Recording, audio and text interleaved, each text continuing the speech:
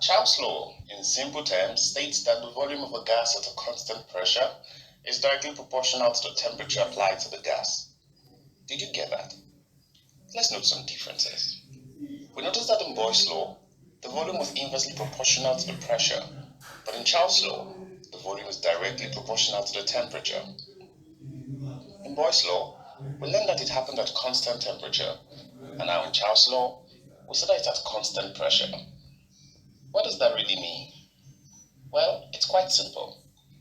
It tells us that when we increase the temperature of a gas, the volume where the gas occupies increases also. Did you catch that? When one increases, the other increases as well. Likewise, when one decreases, the other decreases also. That's why you hear the term directly proportional. It is good to know that these happen at constant pressure. So, if you check the barometer during this practical, you will notice that nothing changed. The pressure is operating at 2 atmospheric pressure, and that will remain constant. So, let's quickly identify some things we will need in this experiment. As usual, we have a container containing gas at 1000 liters, and you can see the gas particles moving randomly in the container.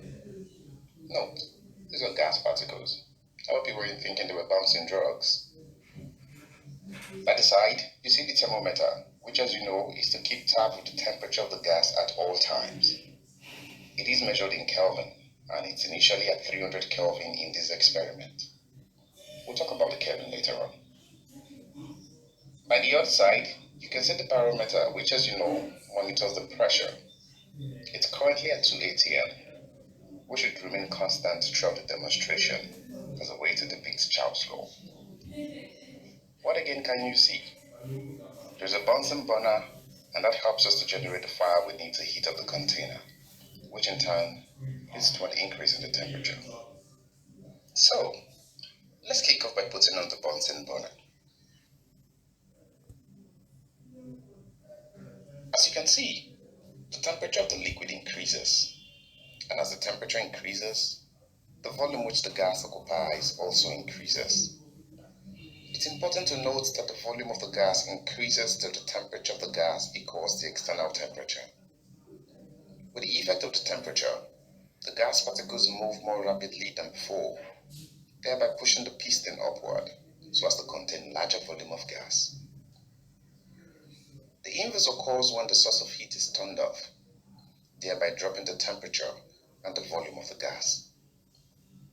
That's basically what Charles' law tells us, that as the temperature increases, there is also an increase in the volume of the gas contained, as far as the pressure is kept constant.